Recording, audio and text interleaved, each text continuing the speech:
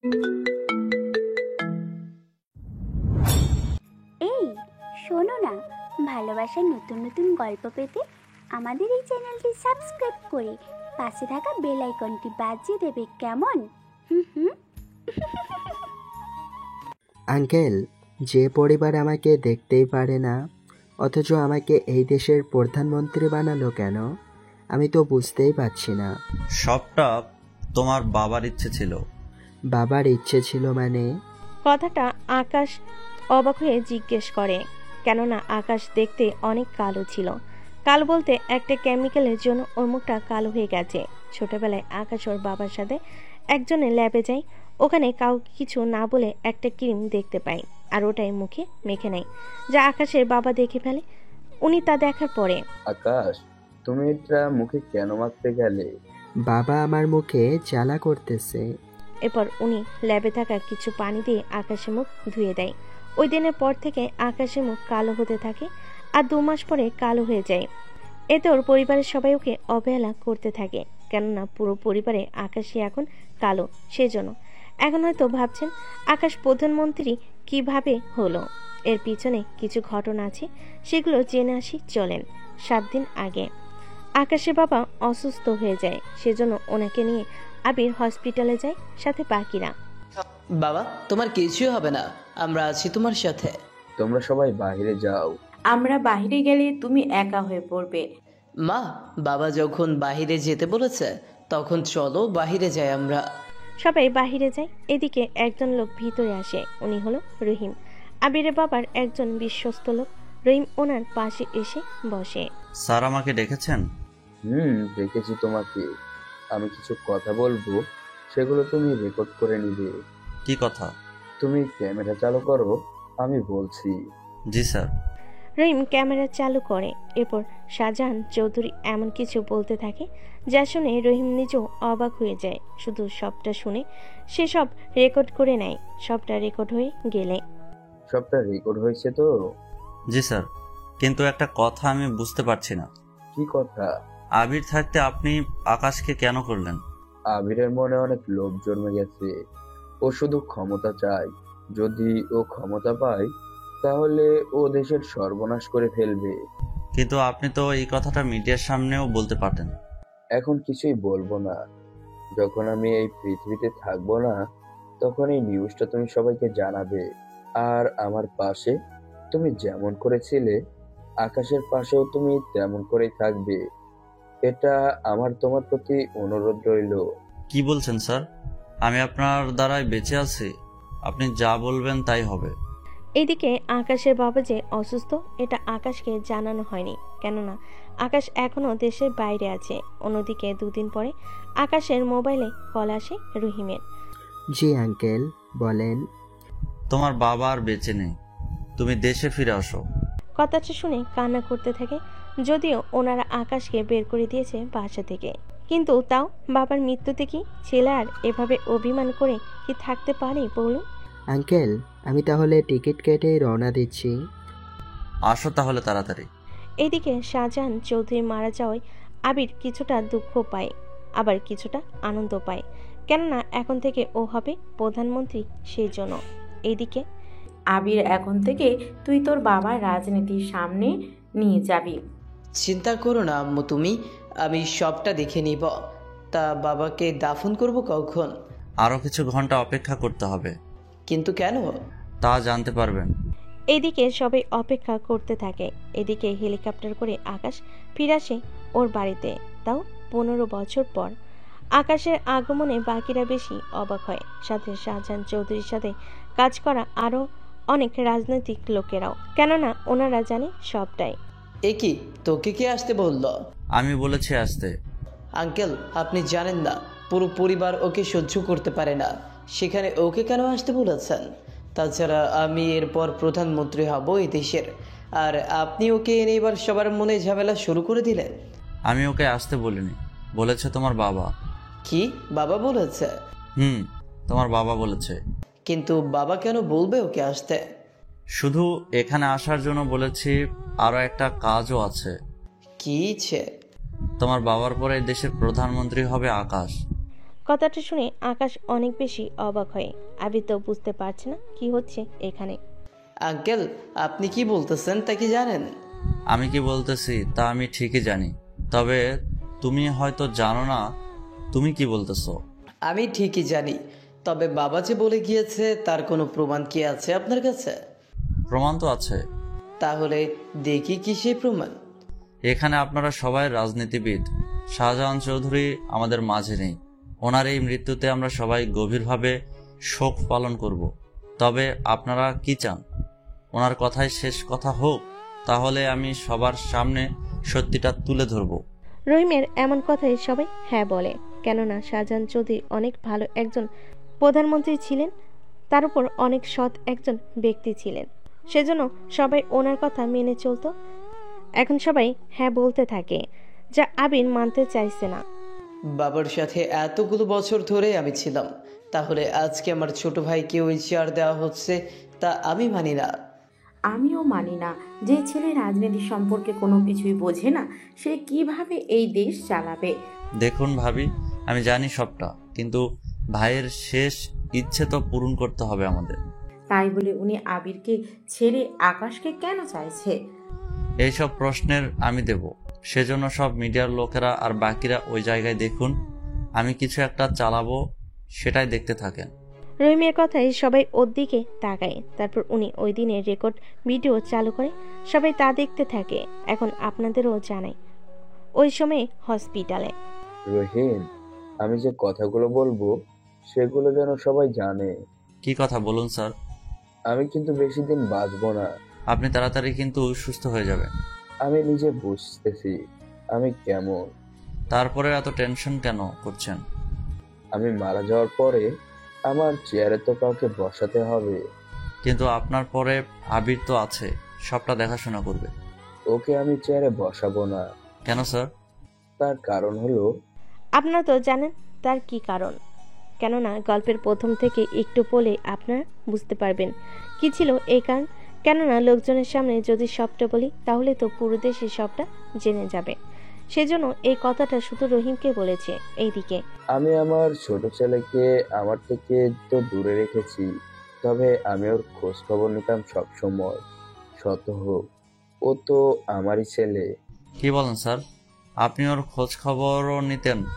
আমি যে খোঁজ নিতাম তা ও জানে না। তাছাড়া আমি কবে যে মারা যাব তাও জানি না।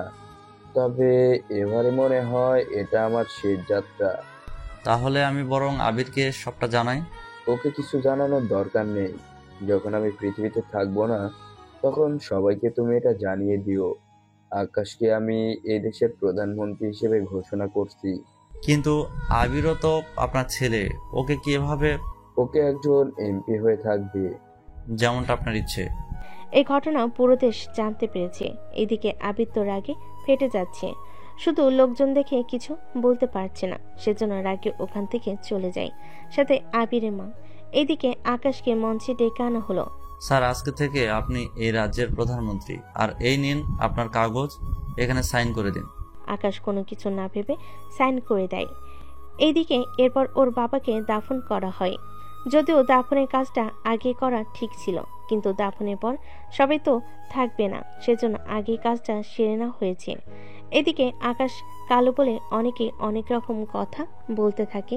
তাই আকাশকে কি বলল তার দিকে তুমি তাকিও না, চিন্তা করো না, আমি তোমার পাশে আছি, তোমাকে সব দিক দিয়ে সাহায্য করব আমি।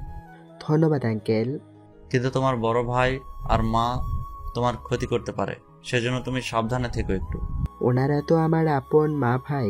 তাহলে যে মা তোমাকে বের করে দিয়েছে কালো বলে, সে মাকে নিয়ে এত চিন্তা করো না। তাছাড়া তুমি তোমার মুখের এই কালো ত্বকটা দূর কেন করনি? কালো বলে যারা আমাকে দূরে সরিয়ে দিল সে ভেবেই আর আগের মতো হওয়ার চেষ্টা করিনি আর। চিন্তা করো না, আমি বেস্ট স্কিন ডক্টর দেখাবো, তোমার এই কালো মুখ আর থাকবে না। তুমি সে আগের মতোই সুন্দর হয়ে উঠবে, যেমনটা ছোটবেলায় ছিলে। সত্যি বলছেন আঙ্কেল? সত্যি কিনা জানি না, তবে আমি চেষ্টার কোনো কমতি রাখবো না। যেহেতু কেমিক্যালের জন্য এমনটা হয়েছে, সেহেতু এটা ঠিক করার কেমিক্যালও থাকবে। এখন চলো বাসায় গিয়ে তুমি রেস্ট নাও, 3 দিন পরেই তোমাকে চেয়ারে বসতে হবে। এর ভেতরে তোমার নামে সব কাগজপত্র রেডি করে ফেলবো। জি আঙ্কেল, আসুন তাহলে একসাথে যাই। অন্যদিকে আবির আর ওর মা বসে আছে।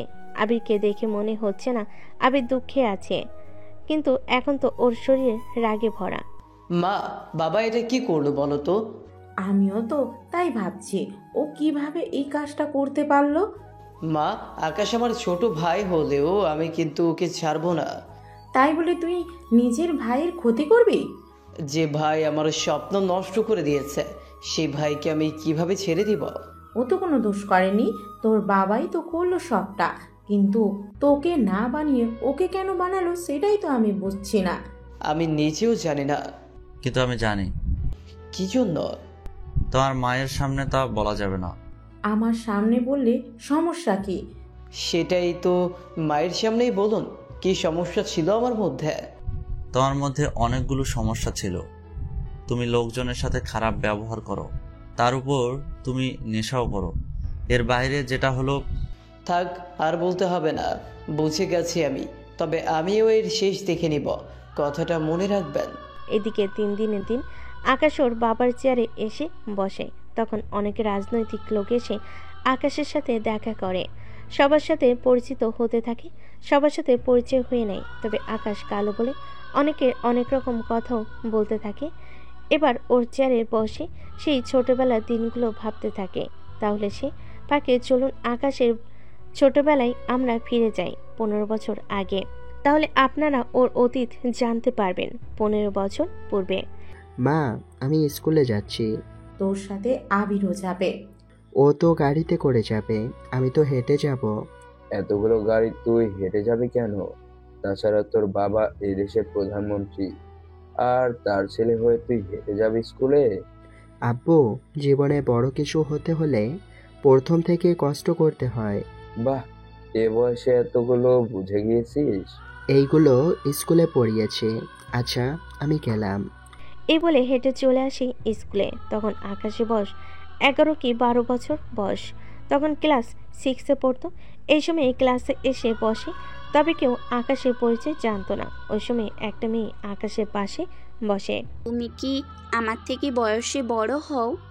তাছাড়া তোমাকে তো আগে কখনো দেখিনি এই স্কুলে। তুমি মনে হয় ভুল করে এই ক্লাসে চলে এসেছো। এটা কি 4র্থ শ্রেণীর ক্লাসরুম? এটা 6ষ্ঠ শ্রেণীর ক্লাসরুম, যা তোমার থেকে 2 বছর উপরে। হাই আল্লাহ, আমি তো ভুল করে চলে এসেছি তাহলে। এখন তাহলে যাও তোমার ক্লাসে। আচ্ছা, আমরা কি বন্ধু হতে পারি? ঠিক আছে, আজ থেকে আমরা বন্ধু। নাম কি তোমার? আমার নাম পারভেজ হোসেন আকাশ। আর তোমার নাম কি?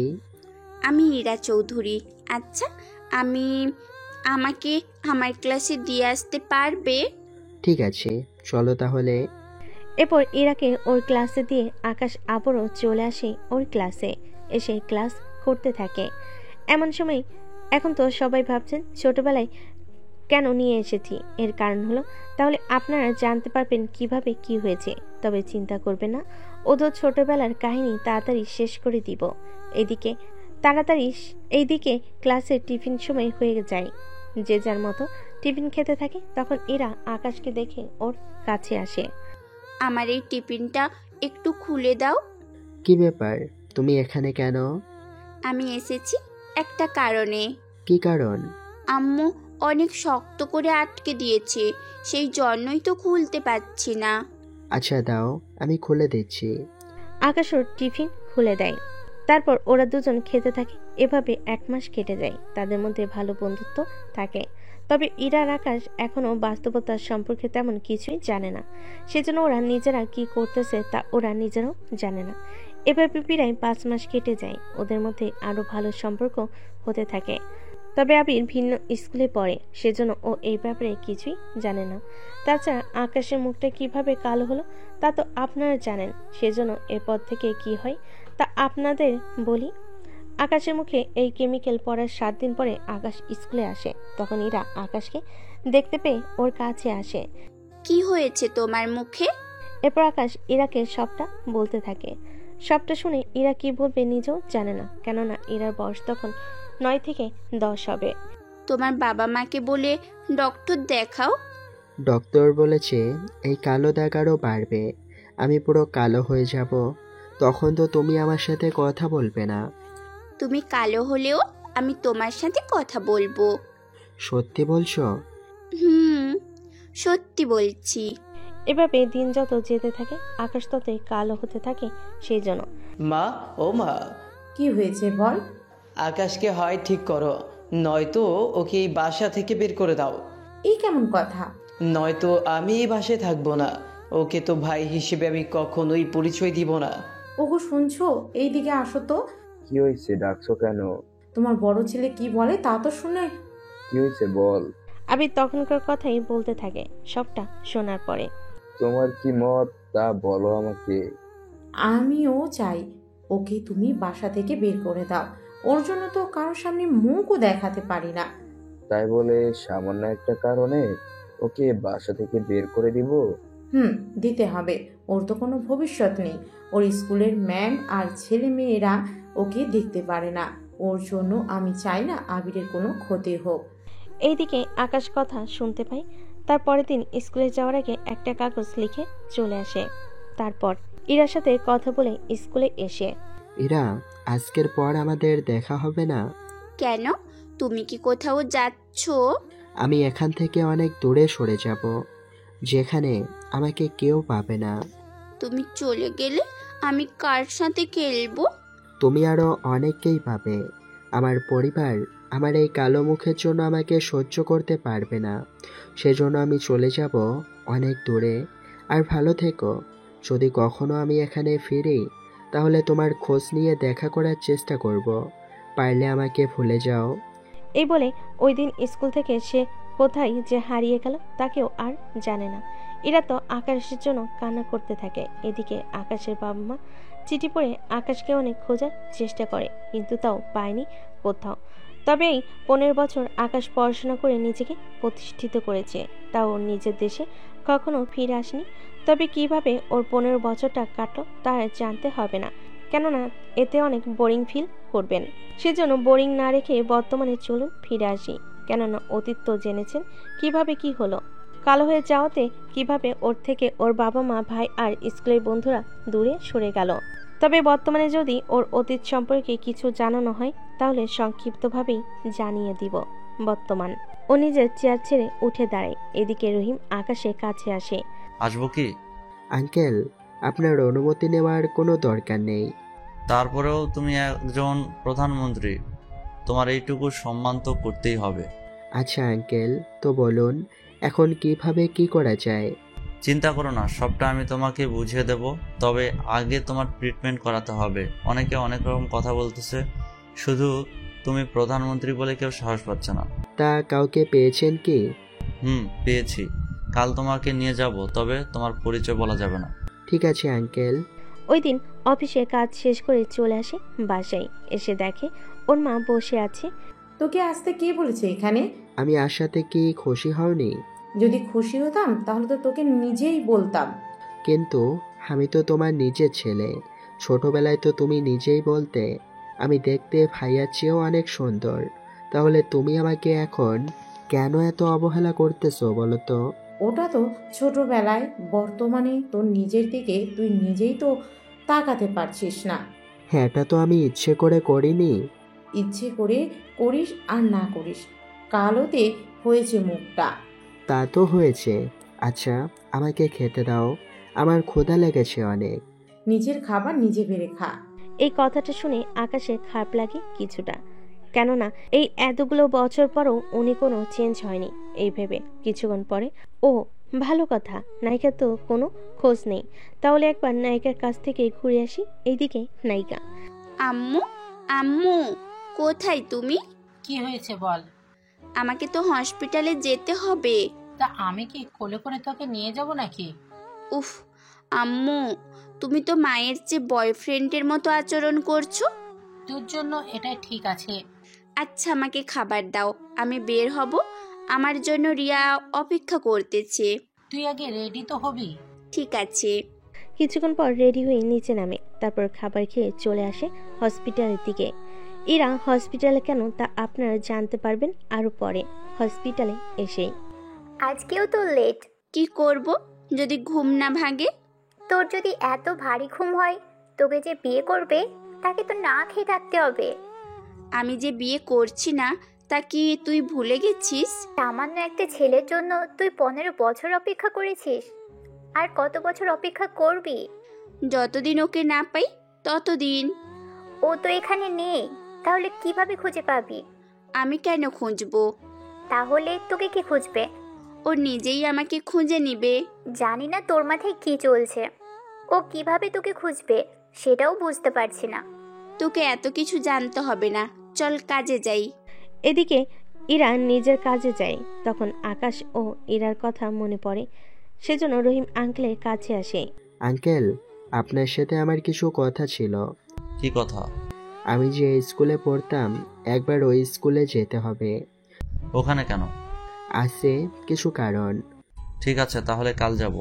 তবে যাব শুধু আমরা দুজনে, বডিগার্ড বা কাউকে নেওয়ার কোনো দরকার নেই। কিন্তু তোমার সিকিউরিটি না রেখে যাওয়া তো রিস্ক হবে। কোনো কিছুই হবে না। এ বলে পরের দিন ও স্কুলে আসে। এসে ওখানকার হেড স্যারের সাথে কথা বলতে থাকে। উনি আকাশের কথা মতো ওই বছরের রেজিস্ট্রি খাতা নিয়ে আসে। ওখানে আকাশ ছোটবেলায় ইরার নাম খুঁজতে থাকে। কয়েক মিনিট দেখার পর ইরার ঠিকানা খুঁজে পায়। ও কি এখানে চতুর্থ শ্রেণী পর্যন্ত পড়েছে নাকি সামনে আরও পড়েছে? এখানে 10ম শ্রেণী পর্যন্ত পড়েছে। ওই রেজিস্টার নিয়ে আনার ব্যবস্থা করুন। অনেকক্ষণ পর রেজিস্ট্রি খাতা নিয়ে আসে। তারপর সেখান থেকে ইরার রুল আর রেজিস্ট্রেশনের নাম্বার সংগ্রহ করে, সাথে ইরার বর্তমান ছবিও। কিন্তু ওই যে চেহারা পরিবর্তন হবে তা জানে, সেজন্য কলেজ লাইফে ওর দেখতে কেমন হয়েছে তা খুঁজবে এখন। সেজন্য রহিমকে নিয়ে অফিসে আসে। আচ্ছা শোনো, এই রেজিস্ট্রেশন নাম্বার আর রোল নাম্বার দিয়ে এর বর্তমান কোনো কিছু কি জানা সম্ভব? আমাকে একদিন সময় দিন, আমি ওই মেয়ের পুরো ঠিকানা থেকে শুরু করে সব আপনাকে দেব। ঠিক আছে, তবে তাড়াতাড়ি করবে। জি স্যার, তবে একটা কথা বলার ছিল। কি কথা বলেন? হঠাৎ 15 বছর পরে ওর খোঁজ করছেন, ব্যাপারটা কি? আকাশ ওনাকে সবটা বলতে থাকে। সবটা শোনার পরে আমি তাহলে খোঁজ খবর নিয়েই ফেলবো। ঠিক আছে। কিছুক্ষণ পরে কিছু রাজনৈতিক লোক আসে ওর কাছে। এসে তারা বিভিন্ন বিষয় নিয়ে কথা বলতে থাকে। স্যার, আপনাকে একবার আমাদের পার্টিতে আসতে হবে। ওখানে আসাটা কি বেশি জরুরি? আসলে ওখানে আমার কাজটা কি হবে সেটা যদি বলে দিতেন। শুধু আপনি আসবেন, চেয়ারে বসে থাকবেন, এরপর আমরা বাকিটা করব। তারপর আমাদের উদ্দেশ্যে কিছু কথা বলবেন, আমাদের কথাগুলো কেমন লেগেছে এইগুলো নিয়ে। আচ্ছা, আমি চলে আসব। এদিকে তখন ওখানে আবির চলে আসে। এসেই জাফরকে। ওর আসার কোনো দরকার নেই, আমি আসব। তাহলে তো ভালোই হয় আমার জন্য। কিন্তু ওনার জায়গায় আপনাকে নিলে কেমন দেখাবে? ওই এতগুলো বছর তো আমি বাবার সাথে এসেছে, তাহলে আজকে সমস্যা কি? আপনি তো ছিলেন তা আমরা সবাই জানি, কিন্তু ওনাকে ছাড়া আপনার তো কোনো মূল্যও থাকবে না। ওই তুই কি বললি? অর্থাৎ আমার কোনো মূল্য নেই তোর কাছে? এই বলে জাফরের কলার ধরে। এতে জাফর অনেক রাজনৈতিক লোকের সামনে অপমানিত হয়। আকাশ অনেকবার বলার পরও কোনোভাবে আবির ছেড়ে দিচ্ছে না। পরে আকাশ এসে আবিরের হাতটা সরিয়ে নেয়। ভাইয়া, এসব কি হচ্ছে? উনি আমাদের বাবার বয়সী, ওনার সাথে এভাবে খারাপ ব্যবহার কেন করছো? তো তোর থেকে আমাকে ব্যবহার শিখতে হবে? আমি ওইভাবে বলতে চাইনি। ভুলে যাস না আমি তোর বড় ভাই। ওটা মনে রেখেছি বলেই তোমাকে মুখে বলেছি। সে যাক গিয়ে, কি কাজে এসেছিস তা বল। তুই এই চেয়ার থেকে সরে গিয়ে আমাকে এই চেয়ারে বসতে দে। বাবা যখন এই চেয়ারে আমাকে বসিয়েছে তখন কিছু একটা ভেবে তো বসিয়েছে আমাকে, সেজন্য আমি ছেড়ে দিচ্ছি না চেয়ার। এদিকে আবির অনেক রেগে যায় তখন ওখান থেকে। অন্যদিকে আকাশ বসে পড়ে আর জাফর ইকবালকে বলে দেয় ও আসবে। এইদিকে রাতে আকাশ বাড়ি ফিরেনি। কোথায় এসেছে তা ওর বডিগার্ড ছাড়া আর কেউ জানে না। পরের দিন সকালবেলা রহিম আকাশের কাছে আসে। আমি তাহলে খোঁজ খবর নিয়ে ফিরবো। এই নিন পুরো ডিটেলস, এখানে বর্তমান ঠিকানা নেই, এর বাইরের ছবি আর বাকিটা দেওয়া আছে। আকাশ ছবি হাতে নিয়ে ভালো করে দেখতে থাকে, কেননা ইরা এখন আগের তুলনায় অনেক কিউট হয়ে গেছে। যা আকাশ দেখে প্রেমে পড়ে। এইদিকে ও আমার ট্রিটমেন্টের ব্যবস্থা কি হলো? হয়েছে, তবে একটা সমস্যা। কি সমস্যা? যে আপনার ট্রিটমেন্ট করবে সে একটা মেয়ে, এতটুকু শুনেছি। সেজন্য আপনি যদি রাজি থাকেন তাহলে আমি হ্যাঁ বলে জানিয়ে দেব। আচ্ছা, সমস্যা নেই, জানিয়ে দাও। তা এই ছবির মেয়েটিকে খোঁজার ব্যবস্থা করো। কিন্তু এতে তো সবাই সবটা জেনে যাবে। আচ্ছা, আমি তাহলে ভেবে দেখতেছি অন্য কি করা যায়। আপনি আপাতত ট্রিটমেন্টের ব্যবস্থা করুন। ঠিক আছে। এইদিকে রাতে ইরা পাশে ফিরে, তখন ওর মা বাবা ওর কাছে আসে। ইরা, তোর কি বিয়ে করা লাগবে না বল? তোমাদের কত করে বলেছি, সময় হলে আমিই বলবো তোমাদের। সে সময় কখন হবে? একটা ছেলে তোকে বললো আর তুই সেই কথার জন্য এখনো বসে আছিস? বসে থাকবো। তুই তো ওই ছেলের নাম ছাড়া আর কিছুই জানিস না, শুধু ওর কয়টা ছবি আছে, তাও 15 বছর আগে। ওকে এখন দেখলে তো চিনতেই পারবি না। তা তো পারবো না, আমি তো অনেক চেষ্টা করেছি ওর বাসার ঠিকানা নেওয়ার জন্য, কিন্তু স্কুলে ওর কোনো ঠিকানা দেওয়াই ছিল না, শুধু ওর নাম আর বাবা মার নাম ছিল, এর বাইরে কোনো ঠিকানাই ছিল না। তাহলে ওই ছেলের জন্য কেন অপেক্ষা করবি? জানি না, তবে আর একটা বছর অপেক্ষা করব, এরপর তোমরা যা সিদ্ধান্ত নেবে সেটাই করব। সত্যি বলছি তো? হ্যাঁ, সত্যি বলছি। এদিকে পরের দিন আকাশ আর রহিম এসেছে হসপিটালে ডক্টর দেখা দেয়, তখন ওখানে আসে। ডক্টর আমাদের নতুন। আর বলতে হবে না। আসসালামু আলাইকুম স্যার। ওয়ালাইকুম আসসালাম। আপনি আমার থেকে বয়সে বড়, সেজন্য তুমি করেই বলবেন। আচ্ছা চলুন, আপনাকে এখানকার সবচেয়ে বড় স্ক্রিন ডাক্তার দেখাবো। আমার বিশ্বাস উনি আপনার এই ট্রিটমেন্ট অবশ্যই করতে পারবে। খরচ নিয়ে আপনাদের ভাবতে হবে না। কি বলেন স্যার? আপনাকে কোনো খরচই দিতে হবে না, উল্টো আপনার যা লাগবে সব কিছুই আমরা দেব। আসুন তাহলে আমার সাথে। কিন্তু আমার পরিচয় যেন না জানে। ডক্টর একটা রুমের সামনে আসে, তারপর ওনারা তিনজনই রুমে প্রবেশ করে। আকাশ তো ডক্টরকে দেখে অবাক হয়, কেননা ডক্টর হচ্ছে ইরা। হ্যাঁ, আপনারা সত্যি শুনেছেন, ইরা হচ্ছে ডক্টর। কেননা আকাশ তো ইরার ছবি দেখেছে, কিন্তু ওর ঠিকানাটা যেটা ছিল ওই ঠিকানায় এখন আর ওরা থাকে না, সেজন্য এতদিন খুঁজে পায়নি ইরা ওই ডক্টরকে দেখে। স্যার, আপনি এখানে কেন এসেছেন? আমাকে বললেই তো আমি চলে আসতাম। আমি যাদের নিয়ে এসেছি উনি আমাদের একজন ভিআইপি লোক, ওনার ট্রিটমেন্টে কোনো কমতি যেন না হয়। স্যার, ওনার পরিচয়? ওনার পরিচয় তোমাকে এখন জানতে হবে না, তুমি শুধু ওনার ট্রিটমেন্ট সুন্দরভাবে করে দাও। ঠিক আছে স্যার, আপনি আসুন, আমি ওনার সাথে কথা বলে নিচ্ছি।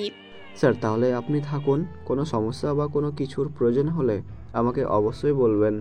স্যার, আমিও তাহলে বাইরে যাচ্ছি। ঠিক আছে। এদিকে ওনারা বের হয়ে যাওয়ার পর আকাশ একটা বেডে শুয়ে পড়ে। ইরা কিছু মেশিন দিয়ে টেস্ট করতে থাকে, তবে ইরা একটা জিনিস খুঁজে পায় একটু পরে। আচ্ছা, এই কালো হলেন কিভাবে? আপনার মুখ ছাড়া বাকি সবই তো ফর্সা আছে, তাহলে শুধু মুখ এত কালো কেন? কোন রোগে তো এরকমটা হওয়ার কথা না, কোনো কেমিক্যাল কি পড়েছিল? যখন ছোট্ট ছিলাম তখন হয়েছিল একবার, তাও 15 বছর আগের কথা। তখন কেন ট্রিটমেন্ট করাওনি? আসলে তখন কিছু সমস্যা ছিল বলে এখন এই চেহারা ঠিক করা দরকার। আচ্ছা, চিন্তা করবেন না, আমি 6 মাসে আপনার চেহারা আমি আপনার বডির সাথে মিল করে ঠিক করে দিব। কিন্তু এর জন্য আমাকে কি করতে হবে? প্রতি 15 দিন পর পর আপনাকে এখানে আসতে হবে ট্রিটমেন্টের জন্য, আর আমি কিছু ক্রিম দিব, সেগুলো রেগুলার মুখে মেখে নেবেন। ঠিক আছে, তাই হবে। তবে একটা কথা বলার ছিল। জি বলুন। আপনি কি আগে আমার পরিচিত ছিলেন? হঠাৎ এই কথা? আপনি আমার সামনে যতক্ষণ আছেন আমার হার্টবিট কেন জানি অনেক ফাস্ট হয়ে গেল। কিরকম ফাস্ট? বুঝতেছি না। আচ্ছা, আপনি যান তাহলে, আবার ঠিক 15 দিনের দিন আসবেন। ঠিক আছে, যাচ্ছি। এইদিকে আকাশ তো চলে আসে একটা মুচকি হাসি দিয়ে, বের হয়ে রহিম আঙ্কেলকে নিয়ে চলে আসে ওখান থেকে। এত খুশি কেন? আঙ্কেল, 15 বছর পরে আমি আমার ভালোবাসার মানুষটাকে খুঁজে পেয়েছি, কথা বলেছি, ওর স্পর্শ পেয়েছি, এর চেয়ে বড় খুশি আর কি হতে পারে আমার জন্য? তা নাম্বার বা ঠিকানা কি নিয়েছেন? এখন এইগুলো জিজ্ঞেস করাটার দরকার নেই। এইগুলো তুমি খোঁজ নিয়ে আমাকে জানাবে, ওর নাম্বার, ঠিকানা আর বাবা মার নাম। ঠিক আছে, কিন্তু আপনি যখন আগের মতো ফর্সা হয়ে যাবেন তখন কি ইরাকে সত্যিটা বলবেন? যদিও এর আগেই বুঝে যায় তাহলে আমি আর কিছুই বলবো না, যদি না বুঝে তাহলে না হয় বলে দিব। ঠিক আছে, যা ভালো মনে করো। তাহলে খোঁজ নেওয়া শুরু করে দেন। ঠিক আছে। 5 দিন পর রহিম এসে আকাশকে ইরার ব্যাপারে সবটা জানাতে থাকে। আকাশ সবটা জেনে খুশি হয়, কেননা ইরার কোনো জামাই তো দূরের কথা, কোনো বয়ফ্রেন্ডও নেই সেই জন্য। এদিকে পরে কথা শোনার পর আকাশ একটু আপসেট হয়। কি হয়েছে, কোনো সমস্যা? বুঝতেই তো পারছেন কি সমস্যা, আমার বিরোধী দলের একজন নেতার মেয়ে, তাহলে বুঝতেই তো পারছেন কি করতে হবে এখন। একটু তো সমস্যা হবেই, তবে আমার মনে হয় উনি রাজিও হয়ে যাবে, কেননা এতে ওনারই লাভ। সেটা জানি আমি। আচ্ছা, আগে আমি ঠিক হই, তারপর সবটা বলবো। ঠিক আছে। পরের দিন আবির আসে আকাশের কাছে, এসে একটা ফাইল ওর দিকে বাড়িয়ে দেয়। এটা কিসের ফাইল? একটা প্রজেক্টের ফাইল। কিন্তু এটা দিয়ে আমি কি করব? এইখানে তোর সাইন লাগবে। কি লেখা আছে এই ফাইলে? একটা হসপিটাল বানাবো, সেই জন্য তোর সাইন লাগবে। তা হসপিটালের বাকি ডিটেলস কোথায়?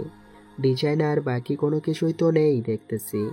ওইগুলো আমি পরে লিখে নিব, তুই সাইন করে দে। ডিটেলস না জেনে তো আমি সাইন করব না। ওই তুই সাইন কি করবি, নাকি আমি উল্টো পথে যাব? উল্টো পথে বলতে? সেটা তুই কিন্তু ভালো করেই জানিস কি পথ হতে পারে।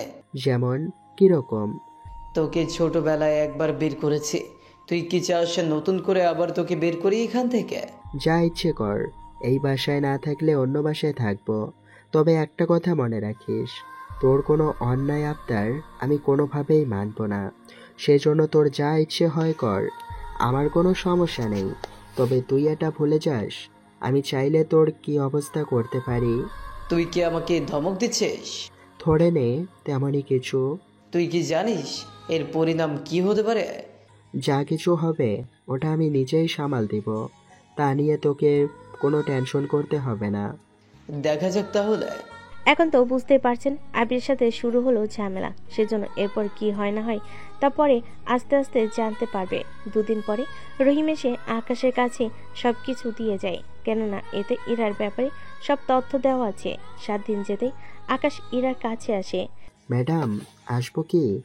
জি আসুন, শুয়ে পড়ুন, এখানে আমি ট্রিটমেন্ট শুরু করছি। আচ্ছা, পরবর্তীতে কোনো সমস্যা হবে না? সমস্যা হলে আমি তো আছি, তাছাড়া এখন শুয়ে পড়ুন। এদিকে আকাশ শুয়ে পড়ে, ইরা ট্রিটমেন্ট করতে থাকে। তবে এর মাঝে ইরা এমন এক কথা বলে যা আকাশের শুনতে ভালো লাগে, কিন্তু আকাশ এটা বুঝতে পারছে না এরা কি সবার সাথে এরকমই কথা বলে নাকি শুধু আকাশের সাথেই বলে, তা বুঝতে পারছে না। 1 ঘন্টা পরে এবার উঠে পড়ো, আর এই ক্রিম প্রতিদিন 2 থেকে 3 বার করে দিবে, আবার 7 দিন পরেই আসবে। ঠিক আছে, তাই হবে। ওখান থেকে বের হয়ে আসে। পরদিন একটা কাজে রফিক চৌধুরী আসে আকাশের কাছে, যদিও প্রথমে আকাশ চিনতে পারেনি। স্যার, আসবো কি? জি আসুন, আর বসুন এখানে। কি সমস্যা বলুন? ধন্যবাদ স্যার, আসলে আমি এসেছি একটা কাজের ব্যাপারে। কিরকম কাজ বলুন? কাজ বলতে আমি একটা হসপিটাল করব, ওই হসপিটাল করার জন্য একটা সাইন লাগবে। কিন্তু আপনি তো... ঠিক ধরেছেন, কিন্তু বিরোধী দল বলে কি আমার কোনো স্বাধীনতা নেই। ব্যাপারটা তা কিন্তু না। তাহলে ব্যাপারটা কি? ব্যাপারটা হলো, আপনি এই প্রজেক্ট রেখে যান এখানে, আমি ইঞ্জিনিয়ারকে এই বিষয় জানাবো, যদি সব কিছু ঠিক থাকে আমি সাইন করে দেব। তাই এই কাজটা করতে কতদিন লাগবে? দেখুন, আমি তো ইঞ্জিনিয়ারের কাছে পাঠাবো, সে দেখে জানাতে জানাতে 3-4 দিন তো লাগবেই, সব কিছু মিলিয়ে 7 দিন লেগে যাবে। আচ্ছা, আমি 7 দিন পরে আসব। জি আসুন তাহলে। রফিক চৌধুরী যাওয়ার পর ওখানে জাফর ইকবাল চলে আসে। সে আবার রফিক চৌধুরীকে দেখতে পায়, সেজন্য রুমে আসে। স্যার, উনি এখানে কেন? এসেছে একটা কাজে, তাই এবার বলুন আপনার কি কাজ? আমাদের পার্টির মধ্যে কিছু ঝামেলা হয়েছে, যদি আপনি এসে একটু সমাধান করে দিতেন। কিন্তু আমার কথা কি ওরা কেউ মানবে? কি যে বলেন না স্যার, আপনার কথাই তো পুরো দেশটাই শুনবে, সেখানে এরা তো শুনবেই। কিন্তু ঝামেলা কি নিয়ে? এই তো লোক ভাগাভাগি নিয়ে। ডিটেলস বলুন আমাকে। জাফর ডিটেলস বলতে থাকে। সবটা শোনার পরে যা বোঝার বুঝতে পারে। এদিকে জাফর বের হয়ে চলে আসে আবিরের কাছে। কাজ কি হয়েছে? জি স্যার, হয়ে গেছে, কিন্তু ওই দিন কি করবেন? ও যে অযোগ্য এটাকে প্রমাণ করব, তারপর বাকিটা দেখব। কিন্তু ও যদি কোনোভাবে কাজটা করে ফেলে তখন কি করব? ও সেটা পারবে না। যদি পেরেও যায় তাহলে পরবর্তীতে ওকে আমি অন্য লাইনের মাধ্যমে ঠিক করব। সেটা আবার কিরকম? তা নিয়ে তোমাকে এখন ভাবতে হবে না, তুমি শুধু আমার দেওয়া কথা অনুযায়ী কাজ করবে। ঠিক আছে স্যার। এদিকে ইরার বাবা বাসায় আসে, তবে ওনার মুখে একটু চিন্তা তো আছে। সেই চিন্তাগুলোই ইরা আর বাকিদের বলে ওনারা শোনার পরে। আচ্ছা বাবা, হসপিটাল করাটা কি বেশি জরুরি? হসপিটাল তো আমি তোর জন্য করব, সেখানে তুই লোকদের সেবা দিবি, দেখতেও তো ভালো লাগবে। কিন্তু কোনো সমস্যা হয়েছে কি? সমস্যা বলতে প্রধানমন্ত্রীর কাছে দিয়ে এসেছি, উনি তো বলল 7 দিন লাগবে, কিন্তু আমি জানি এটার রেজাল্ট উনি 1 মাসেও দিতে পারবে না। কেন পারবে না আব্বু? সবগুলো একই রকম, তাছাড়া আমরা তো বিরোধী দলের লোক, আমাদের কাজ হবে কি না সেটাও তো বোঝা অনেক বড় একটা বিষয়। আচ্ছা, তোমাদের একটা কথা বলার ছিল। কি কথা? আব্বু আম্মু, আমি বিয়ে করব। আলহামদুলিল্লাহ, তুই তাহলে রাজি আছিস? রাজি আছি, তবে আমার পছন্দের ছেলেকেই বিয়ে করব। তোর আবার পছন্দ আছে? আগে তো বলিসনি। পছন্দ হয়েছে 7 থেকে 10 দিন হলো, তবে বিয়ে করব ঠিক 7 মাস পরে। তা ছেলে কি করে? ছেলে কি করে তা আমি জানি না, তবে যখন আমি সবটা জানতে পারবো তখন তোমাদেরকে জানাবো। ঠিক আছে, আমিও দেখি এর ভেতরে হাসপাতালের কাজটা শুরু করে দিতে পারি কিনা। ঠিক আছে, দেখো তাহলে। 2 দিন পরে আকাশ আসে জাফরের ওখানে। চারিদিকে অনেক কড়া সিকিউরিটি। ভিতরে আসতেই সবাই দাঁড়িয়ে সালাম দেয়। সালাম নিয়ে চেয়ারে বসে পড়ে। এরপর এক এক করে সবাই নিজেদের কথাগুলো বলতে থাকে। সবটা শোনার পরে। তাহলে এটাই আপনাদের সমস্যা? জি স্যার, এটাই সমস্যা। আচ্ছা, তাহলে একটা কাজ করো। কি কাজ? তোমাদের মধ্যে যারা এই পার্টিতে থাকতে চাও না তারা অন্য পার্টিতে যেতে পারো, এর জন্য কারোর কোনো সমস্যাও হবে না। তবে একটা কথা শুধু মাথায় রাখবে, তোমরা যার পার্টিতেই যাও না কেন, কেউ ওই পার্টিতে এসে কোনো ঝামেলা কিন্তু করতে পারবে না। সেটা না হয় করব না, কিন্তু আরও কি সমস্যা আছে? বলে ফেলো। আমরা যদি দল চেঞ্জ করি তাহলে তো আগে যে দলে ছিলাম তারা নতুন করে আমাদের নামে অপরাধ বা জেলে ঢুকিয়ে দেয়। তেমন কিছু হলে আমি তো আছি। তার চেয়ে বড় কথা হলো, যদি তোমরা কোনো দোষ না করে থাকো অথচ তোমাদের ওই কেসেই আটকানো হয়েছে, তাহলে আমি তোমাদের কথা দিলাম তোমাদের কোনো ক্ষতি আমি হতে দেব না। ধন্যবাদ স্যার, এতটুকু সাহায্য করলেই হবে। কিন্তু তোমরা দল কেন চেঞ্জ করতেছ? আসলে একটা দলে বেশি বছর থাকলে তারা বাতিলের খাতায় ফেলে দেয়, সেজন্য। বুঝতে পেরেছি। তা আমি তাহলে এখন আসি। আমার কথাটা মাথায় রাখবে সবাই। যদি কারোর কোনো আপত্তি থাকে আমার কথায়, তাহলে সে জানাতে পারো। আমাদের আর কোনো আপত্তি নেই। ঠিক আছে, আমি তাহলে এখন আসি। এদিকে ওখান থেকে বের হয়ে আসে। অন্যদিকে আবির যা ভেবেছিল তার কোনো কিছুই হলো না। এতে তো আবির আরও রেগে যায়। অন্যদিকে আকাশও কম না, কিভাবে কোন ভাগ দিয়ে বের হতে হবে তা ভালো করেই জানে। রহিম তো আকাশের কথাই অনেক খুশি হয়। সত্যি অনেক ভালো কথাই বলেছেন। আচ্ছা, পরবর্তী তারিখ কখন? ডক্টর দেখাতে হবে? 1 দিন পরে। 1 দিন পরে ডক্টর দেখাতে থাকে। এরা আবারও ট্রিটমেন্ট করতে থাকে। এখানে 3 মাস কেটে যায়। এরা আগের তুলনায় আকাশের কাছাকাছি একটু ঘেঁষাঘেঁষি করতে চেষ্টা করতে থাকে। আকাশ ভালোই বুঝতে পেরেছে, কিন্তু আকাশও দূরে থাকে, কেননা আকাশ চায় না এরাকে এত তাড়াতাড়ি সত্যগুলো বলে দিতে। এদিকে আকাশের এত পরিবর্তন দেখে, কিরে, কাজের থেকেও পার্লারে বেশি যাওয়া হচ্ছে মনে হচ্ছে। কি করব বলো? কালো বলে যাকে বের করে দিয়েছো তাকে তো ঠিক হতে হবে, তাই না? তাই বলে এতগুলো বছর ধরে কেন চিকিৎসা করালি না?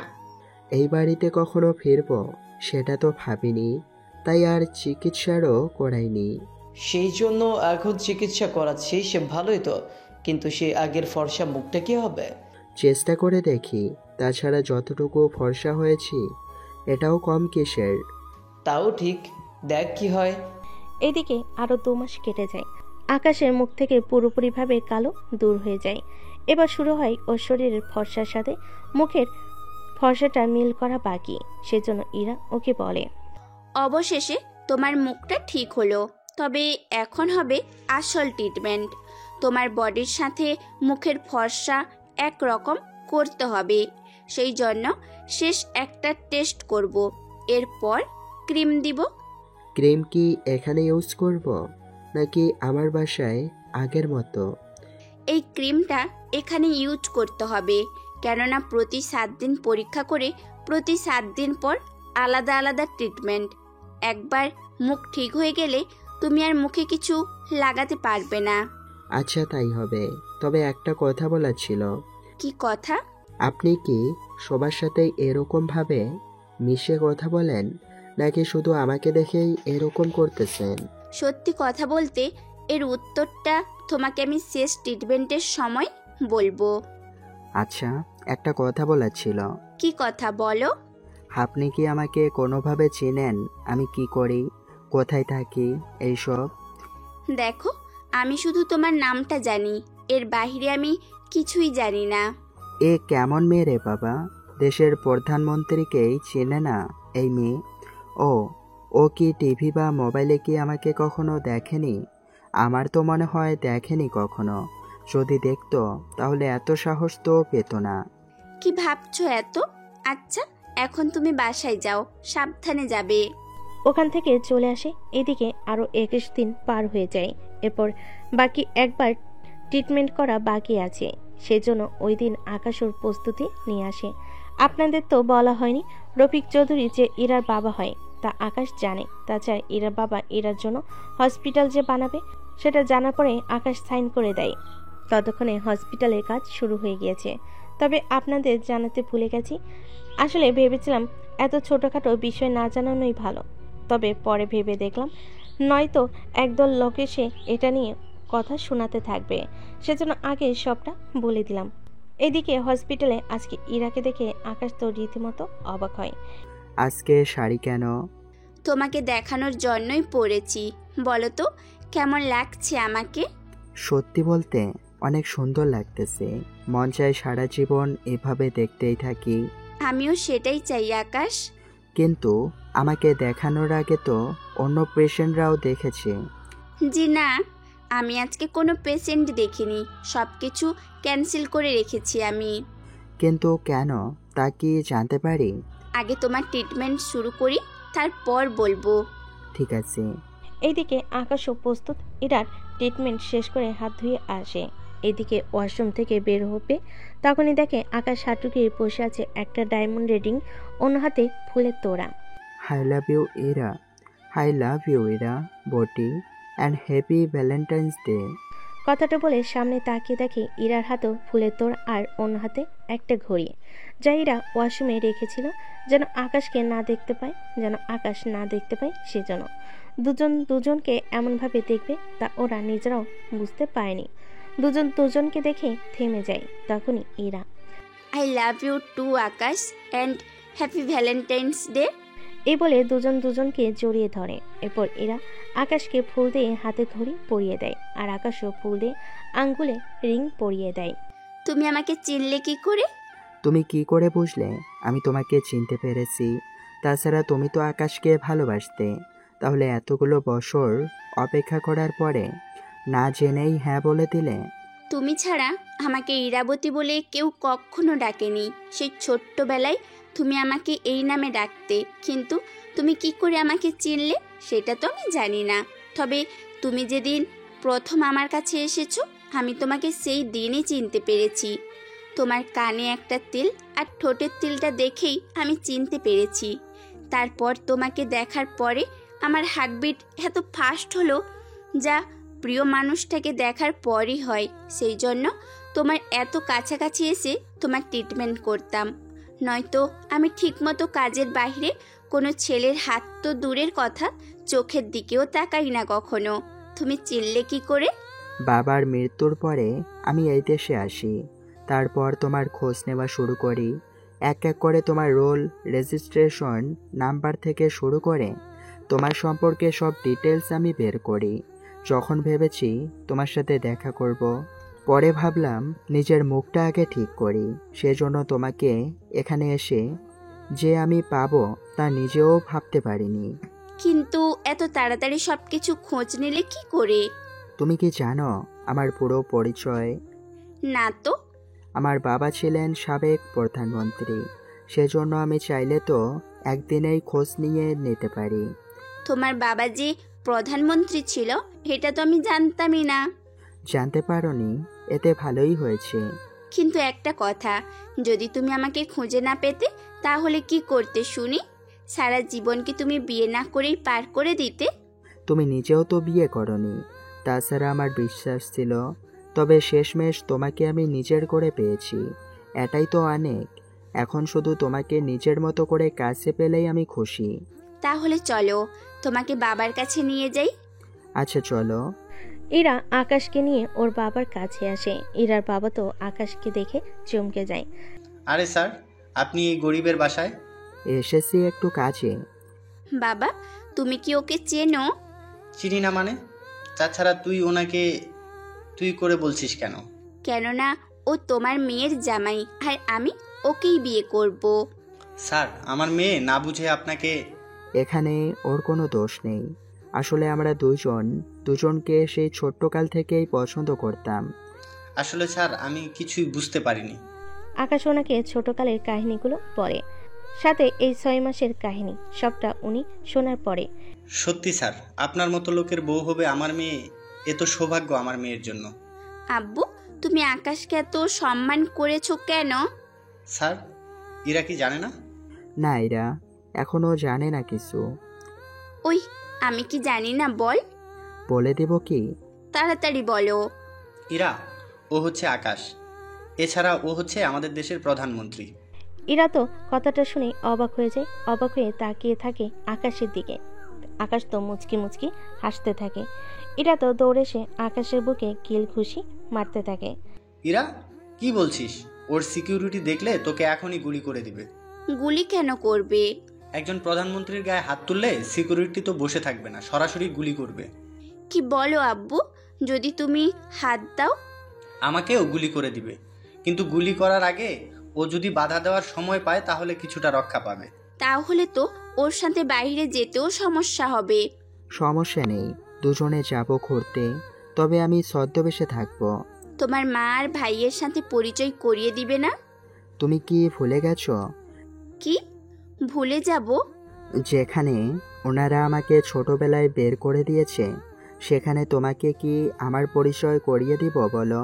তখন তুমি কালো ছিলে বলে এরকমটা করেছে, কিন্তু এখন তো তুমি আগের মতো ঠিক হয়ে গেছো। এখন তো সমস্যা হবে না, তাই না? আমি তো চাই না সেগুলো। যারা খারাপ সময় আমার দিকে তাকায়নি, সেখানে এখন তো প্রশ্নই ওঠে না। তাছাড়া আমি তোমাকে নিয়ে আলাদা একটা বাড়িতে থাকবো। অলরেডি কাজ প্রায় শেষ হয়ে এসেছে, কেননা আমি অনেক লোক লাগিয়েছি। সেজন্য আর 2-3 মাসে ঠিক হয়ে যাবে সবটা। তারপর আমি তোমাকে নিয়ে ওই বাসায় চলে যাব। সবই বুঝেছি, কিন্তু তারপরেও ওনাদের সাথে একবার পরিচয় করিয়ে দিবে তো? সেটা তো দিবই, তবে আরও পরে। বড় ভাই আমার দিকে আগের মতো শত্রুর মতোই দেখে। কিন্তু এরকম হলে স্যার... আঙ্কেল, আমাকে নাম ধরে ডাকবেন। তাছাড়া আপনার মেয়ের সাথে আমার বিয়ে হবে, সেজন্য আমাকে নাম ধরেই ডাকবেন। তবে যখন আমি আমার অফিসে থাকব, তখন স্যার বলতে পারবেন। ঠিক আছে। আচ্ছা, এত দূর যখন এসেছেন তখন খেয়ে যাবেন।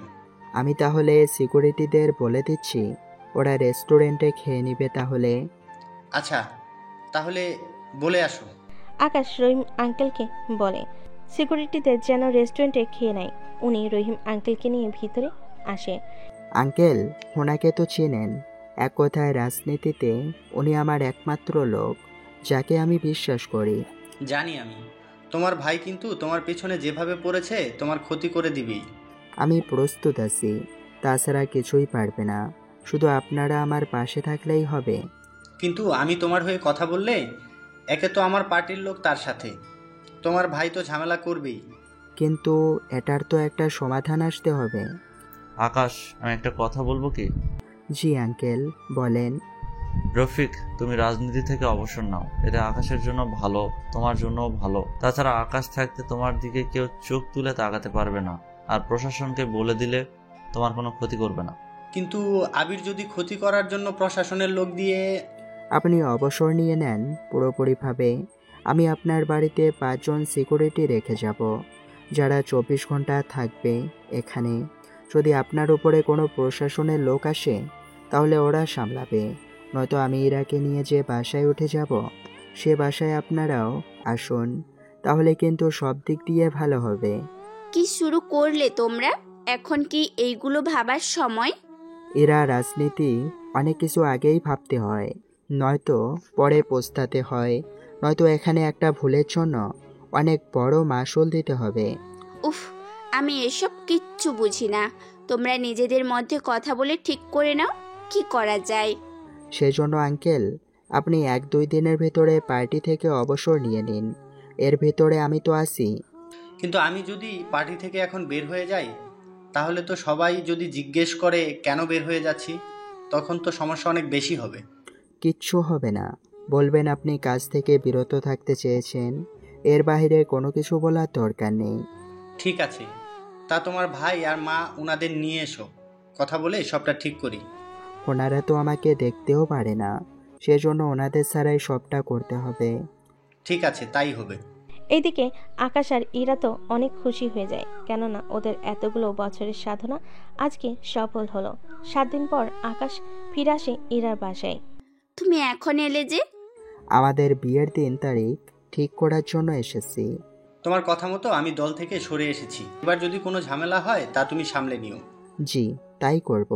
সেজন্য এখন বিয়ের তারিখ ঠিক করে নিব। বিয়ে হবে 1 মাস পরে। 1 মাস পরে কেন? আসমকা আপনি দল থেকে বের হলেন, আর আমিও আপনার মেয়েকে বিয়ে করতেছি, এটা সবাই কিন্তু একভাবে দেখবে না। সেজন্য এখন বিয়ের তারিখ ঠিক করে নিব। আপনি চাইলে এখনই বিয়ে করে ফেলতে পারি, তাহলে 1 মাস পরে অনুষ্ঠান করতে পারবো। তাহলে বিয়ে করে নেই, পরে যখন আস্তে আস্তে সবাই জানতে পারবে তখন না হয় একটা ব্যবস্থা করে নিতে পারবো। আঙ্কেল, আপনি তাহলে কাজী ডেকে আনুন। 1 ঘন্টা পরে কাজী আনা হলো। কাজী ওদের বিয়ে পড়িয়ে চলে যায়। বিয়ে হওয়ার পরে কিছুক্ষণ ওই বাড়িতে থেকে যায়।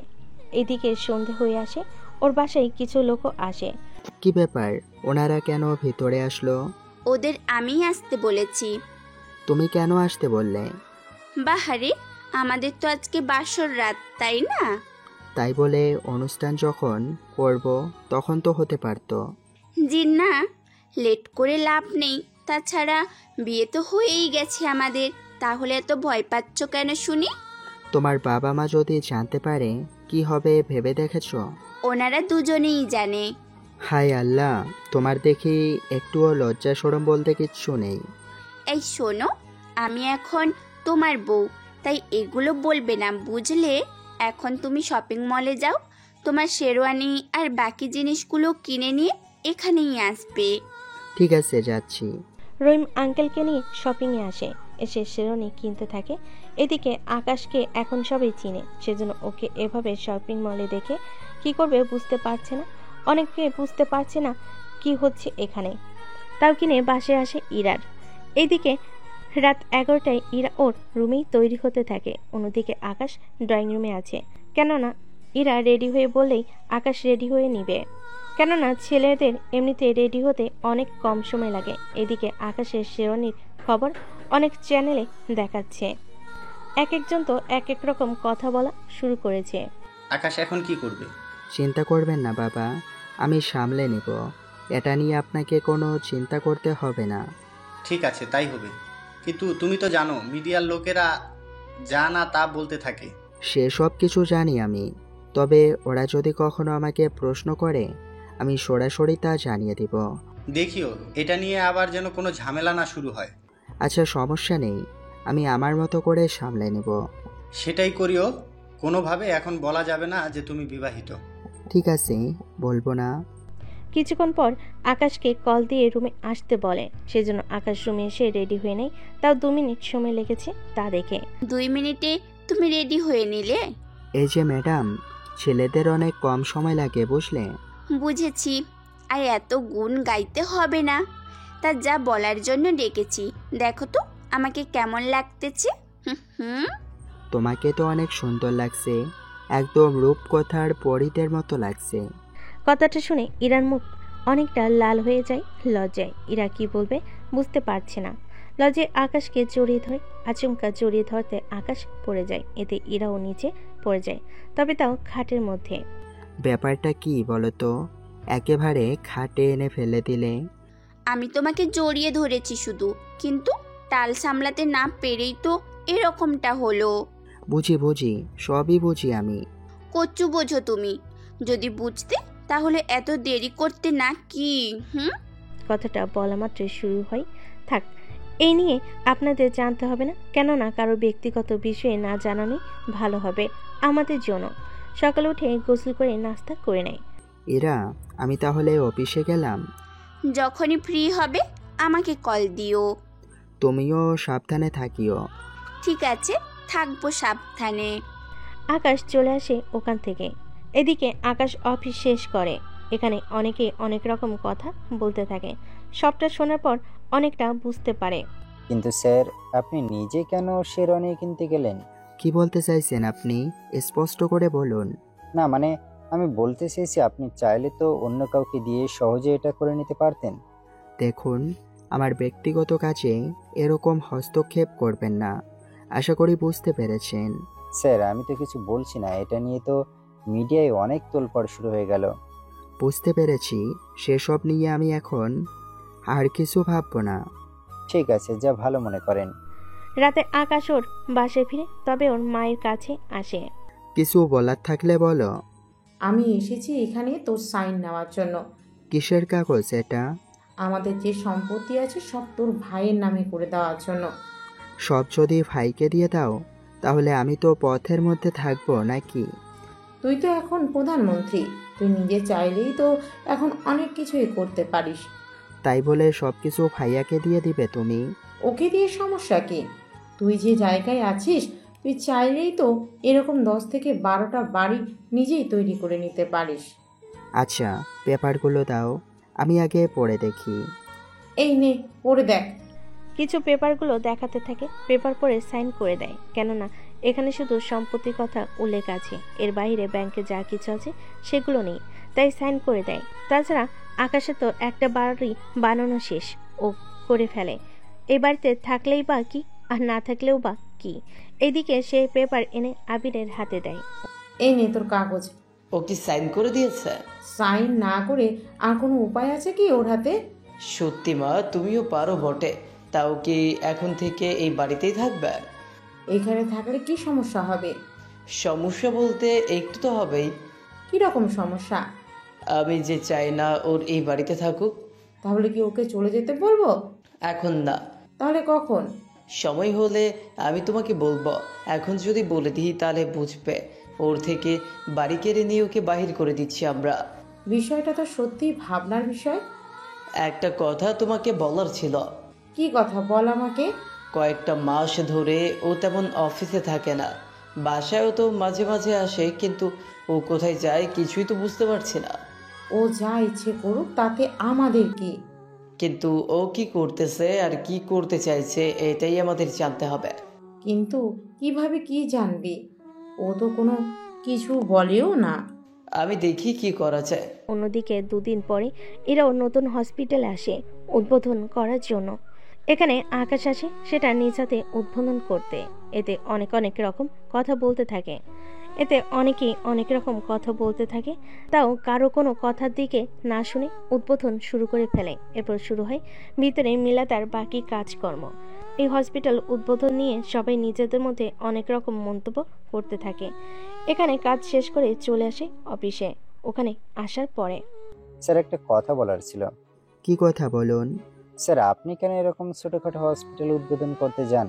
সেই কৈফিয়ত কি আপনাকে দিতে হবে? স্যার, আমি ওইভাবে বলিনি কথাটা। তাহলে আমি কি করব না করব তা কি আপনার থেকে আমাকে শিখতে হবে? আমি কোথায় আর আপনি কোথায়? যখন তফাৎ ঠিকই বুঝতে পেরেছেন তখন কথাগুলো সেভাবেই বলবেন। জি স্যার, আর ভুল হবে না। আমি তাহলে চলি স্যার। এখান থেকে বের হয়ে আসে জাফর আবিরকে সবটা জানে। আবির তো শুধু সুযোগের অপেক্ষা করছে, কিভাবে কি করবে না করবে এগুলো ভাবতে থাকে। আচ্ছা, আকাশের উপরে নজর রাখার জন্য কাউকে কি রাখা যায়? কিন্তু কাকে রাখবেন? ও তো বেশিরভাগ সময় সিকিউরিটি ছাড়া কোথাও যেন ঘুরতে যায়। এইটা তুই কি আগের থেকে জানিস? জানলাম, কিন্তু কি হয়েছে? যদিও একাই থাকে তাহলে তো ওকে মেরে ফেলতে সুবিধা হবে। কি বলছেন ভাই? আপনার আপন ভাইকে মেরে ফেলবেন? ক্ষমতার লোভে আমার বাবাকে অসুস্থ বানিয়ে দিতে পারি, তাহলে ওকে কেন পারবো না? কি বলছেন কি স্যার? আপনার বাবাকে আপনি অসুস্থ বানিয়েছেন? অনেকটা তেমনই। আমি তো জানি বাবা সহজে মারা যাবে না, সেই জন্য ওনাকে যদি একটু অসুস্থ বানিয়ে ফেলতে পারি তাহলে ভেবেছিলাম উনি সব কিছু আমার হাতে তুলে দিবে, কিন্তু উনি কোনো কিছুই আমার হতে দিল না। কিন্তু এখন কি করবেন? আকাশ যখন একা থাকবে তখন ওকে মেরে ফেলার ব্যবস্থা করব। কিন্তু তা কি আজও সম্ভব হবে? হবে, কিন্তু আগে এটা জানতে হবে ও কোথায় যায়, কি করে। এইগুলো যদি আমরা একটু জানতে পারি তাহলে ওকে মারা একদম সুবিধা হবে। আমি তাহলে খবর নিয়ে দেখব। সেটাই কর।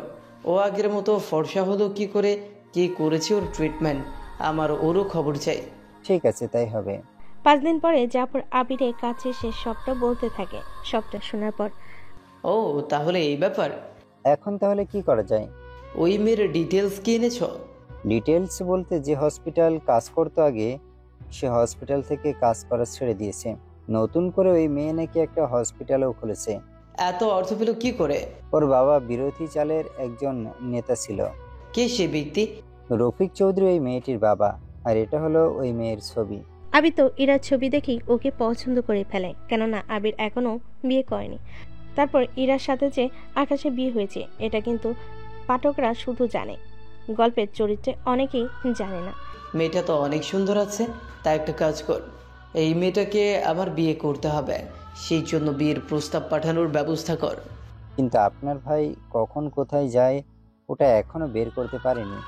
আগে এই মেয়েকে বিয়ে করি, ততক্ষণেই তোমার লোকদের বলো আকাশের দিকে নজর রাখার জন্য। জি স্যার, বলতেছি। এদিকে আকাশ রফিক চৌধুরীর পাশে আসে, এসে ওনাদের সাথে কথা বলতে থাকে। কথা বলার একটা পর্যায়ে, আপনারা সবটা গুছিয়ে রেখেছো তো? সবটা গুছানো শেষ, কিন্তু আমরা যাব কি করে? আমার সাথে যাবেন গাড়ি করে। কিন্তু আমার এত আসবাবপত্র, এইগুলো? পুরো বাড়ি বিক্রি করে দিতে পারেন। এটা আমার বাবা মার আমলের বাড়ি, এটা কিভাবে বিক্রি করব বলেন?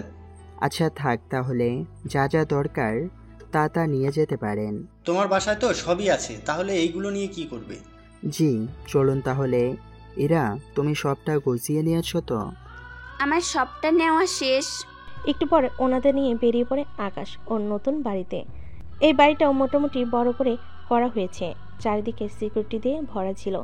ওনারা ভিতরে আসার পরে সবার সাথে পরিচয় করিয়ে দিতে থাকে, তারপর ওনাদের রুম দেখিয়ে দেয়।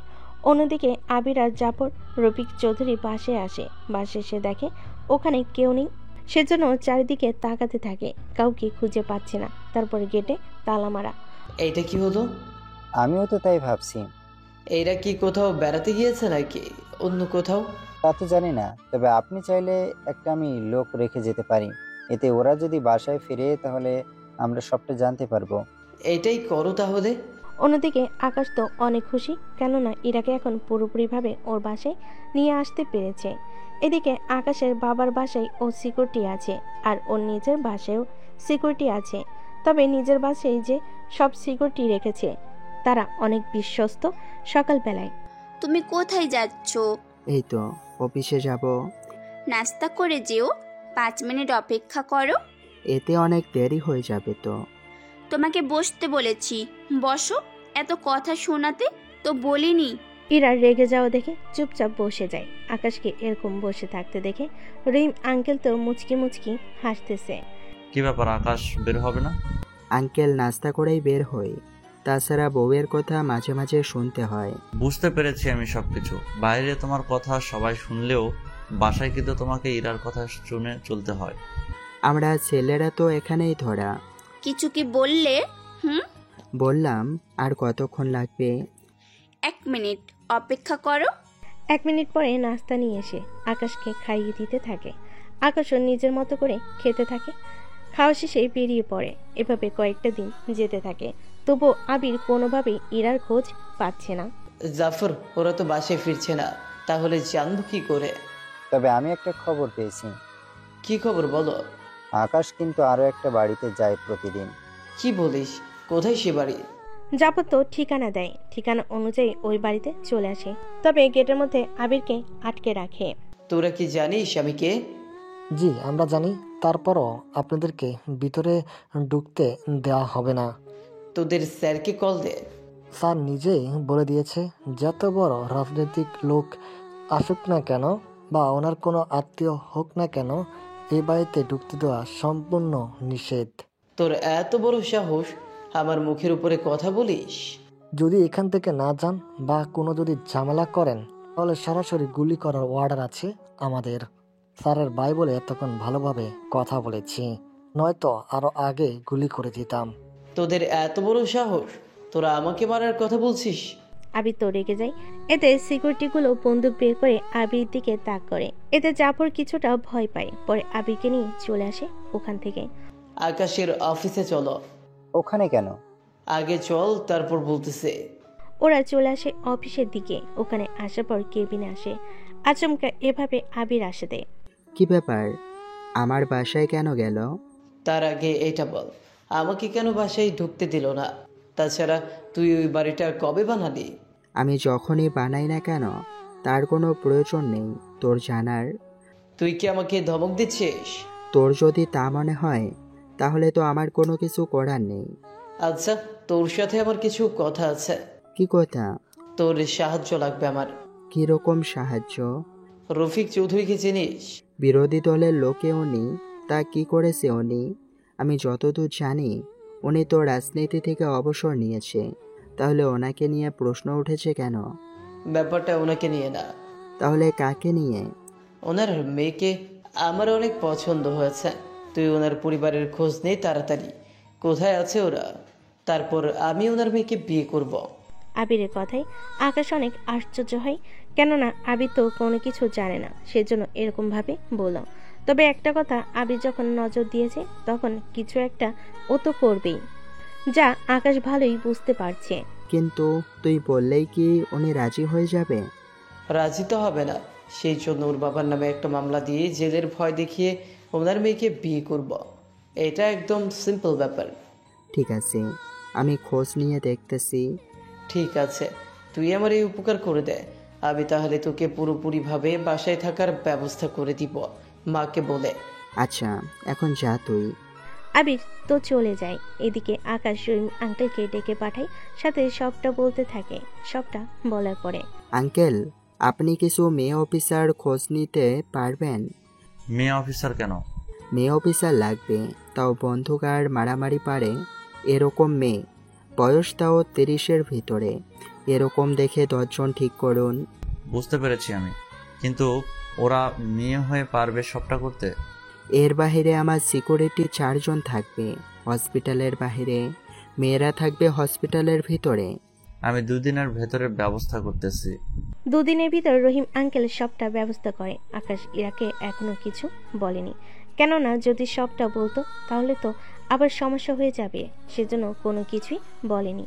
এইদিকে সিকিউরিটিগুলো প্রতিদিন ইরাকে নিয়ে হসপিটাল যায়, আবার হসপিটাল থেকে নিয়ে আসে। আকাশের সিকিউরিটি হসপিটাল দেখে জাফর খোঁজ নিতে থাকে। খোঁজ নিয়ে জানতে পারে, যা আবিরকে জানায়। আবির সব শুনে আকাশকে বলে। এ বলে আবির আর আকাশের মধ্যে এ নিয়ে ঝামেলা হতে থাকে। দেখ আকাশ, ওকে যখন আমার পছন্দ হয়েছে তখন তো আমি ওকে আমার করেই ছাড়ব। তোর কি লজ্জা বলতে কিছু নেই? ছোট ভাইয়ের বউকে নিয়ে এইসব বলতে? লজ্জা নেই বলেই তো এটা আমি বলেছি। তাছাড়া আমি তো এটাকে জোর করে আমার করেই ছাড়ব। যদি পারিস তুই থাকা। আবির চলে যায়। এদিকে আকাশ ইরার জন্য একটা স্পেশাল রিং বানায়, যা ইরাকে পরিয়ে দেয়। ইরা তো রিং পেয়ে অনেক খুশি, কিন্তু ইরাকে এখনো কোনো কিছুই বলেনি আকাশ। অন্যদিকে আমার তো ভয় হচ্ছে। কেন, কি হয়েছে? তোমার ভাই কল দিয়ে আমাকে বলল। চিন্তা করবেন না, কোনো ক্ষতি হবে না ইরার। আমি রক্ষা করব ইরাকে, কিন্তু ইরাকে এই ব্যাপারে কোনো কিছুই বলা যাবে না। ঠিক আছে, তাই হবে। আচ্ছা, আমি চলি তাহলে। এদিকে এভাবে দিন যেতে থাকে। 7 দিন পরে ইরা শপিংয়ে যায়। তখন জাফর আর আবির মিলে লোক দিয়ে ইরাকে উঠিয়ে নেয়। ইরার সাথে থাকা সিকিউরিটিগুলো আকাশকে কল দিয়ে জানে। সবটা শুনে আকাশের মেজাজ তো গরম হয়ে যায়। ওকে, এতবার বলার পরেও ও ঠিক হয়নি। এখন কি করবে? দেখো, তুমি যদি আবিরকে ছেড়ে দাও তাহলে ওর সামনেও সেম কাজ করবে। যদি ওকে হাতের কাছে পাই তাহলে ওকে তো মারবো না, তবে সারা জীবনের জন্য ওকে এমন জায়গায় লুকিয়ে রাখবো যে কখনো ভাবতেও পারবে না, নাই ওর খোঁজ পর্যন্ত কেউ পাবে। কিন্তু ইরা কোথায় আছে তা খুঁজবে কি করে? আমি তো আছি, আমি ওকে খুঁজে বের করব। কিন্তু কি করে খুঁজবে? তার জন্য অনেক পন্থা আছে আমার। আপনি টিম রেডি করুন, আমি বের হব। ঠিক আছে। কিছুক্ষণ পরে আকাশ পুরো টিম নিয়ে বের হয়। কিছুক্ষণের মধ্যে একটা জঙ্গলের ধারে চলে আসে। ওখানে এসে তোমরা সবাই রেডি হয়ে থাকো। কিন্তু স্যার, এরা কারা? তোমরা তো আমার স্ত্রীকে চিনো। জি স্যার। ওকে ছাড়া বাকি সবাইকে মেরে ফেলবে। কিন্তু স্যার। কোনো কিন্তু না। জি স্যার, তাই হবে। এরপর ওরা ওই বাড়ির দিকে যেতে থাকে। ওখানে এসে নিজেদের মতো করে কথা বলতে থাকে। কথা বলার এক পর্যায়ে, জাফর তুই তাহলে যা, এখন আমি একটু ইরার কাছে যাব। তুমি কি ভুলে গেছো ইরা তোমার ছোট ভাইয়ের বউ হয়? তো কি হয়েছে, আমি তোকে সারা জীবনের করে না পেলেও কিছুদিনের জন্য চাই ওকে। তোমার ভাই যদি জানে তাহলে কি হবে বুঝতে পেরেছো? তো আপনার কি মনে হয় আকাশ এতক্ষণে না জেনে বসে আছে? তাহলে তো সর্বনাশ, ও তো এখানে চলে আসবে। আমরা যে এখানে আছি তা আকাশ কখনোই জানতে পারবে না। কিন্তু এখন কি করা যায় যদি ও জেনে যায় কোনোভাবে? জানবে না, এরার সাথে কোনো মোবাইল নেই যে ও জানবে। তারপরেও তোমার ছোট ভাই কিন্তু অনেক চালাক। তো কি হয়েছে, ও কিছুই জানতে পারবে না। আমি তাহলে গেলাম। এদিকে জাফর বের হয়। অন্যদিকে আকাশ তো তাকিয়ে আছে এই বাসার দিকে। কিছুক্ষণের মধ্যে কাউকে বের হতে দেখে ওরা লুকিয়ে পড়ে। এটা জাফর। তাহলে ও মিলে এরকম করেছে? আমার তো তাই মনে হচ্ছে। এখন তাহলে কি করা যায়? জাফরকে ধরে ভেতরের সব খবর নিয়ে নেব, কি বলেন? এটাই ভালো হবে। এদিকে জাফর বের হয়ে আসে। তখন ওরা জাফরকে হাতে নাতে ধরে। জাফর তো ভয়ে শেষ। আমি কিছু জানি না। এটা বল, ভিতরের পরিস্থিতি কেমন? ভিতরে তো আবিরারিরা আছে। এর বাইরে আর কেউ কি আছে? এর বাইরে 10 থেকে 15 জনের মতো লোক আছে। ও আচ্ছা, কিছু লোক একে নিয়ে যাও, এমন জায়গায় একে রাখবে যেন তোমরা আর আমি ছাড়া অন্য কেউই না জানে। কিছু লোক তো জাফরকে নিয়ে চলে যায়। অন্যদিকে আকাশ ভিতরে যেতে থাকে। ওর সাথে আছে সিকিউরিটিগুলো। ভিতরে যায়, পুরো বাড়িতে থাকা সবাইকে এক এক করে মারতে থাকে। আমি তো কিছুই বুঝতে পারছি না কি হচ্ছে এখানে। কেননা সিকিউরিটিগুলো কি করে এলো এখানে, এটাই বুঝতে পারছি না। তুই কি করে এলি এখানে? আমি কি করে এখানে এসেছি তা তোকে জানতে হবে না। তুই কিভাবে এখান থেকে যাবি তা নিয়ে চিন্তা কর। ঠিক আছে, তবে ইরাকে তুই খুঁজে কি পাবে? তোমরা আবিরকে নিয়ে যাও জাফরের কাছে। ওদের এমন হাল আমি করব, ওরা সারা জীবন মনে রাখবে। এমনটা করিস না আমার সাথে। তুই চুপ কর। তোর মতো ভাই যেন অন্য কারো না হয়। এদের দুজনে দিনে একবেলা আর সূর্যের আলো যেন এরা দেখতে না পায়।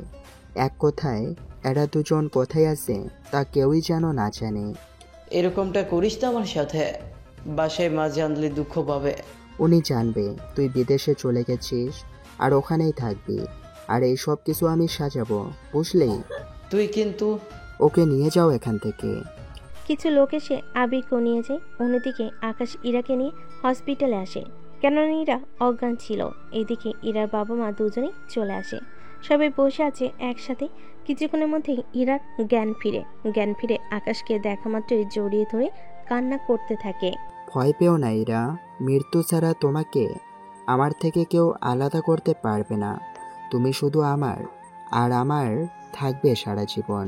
তো হ্যালো বন্ধুরা, গল্পটা কেমন হয়েছে অবশ্যই কমেন্ট করে জানাবেন। আর অবশ্যই গল্পটা ভালো লাগলে লাইক কমেন্ট দিয়ে পাশে থাকবেন। ধন্যবাদ।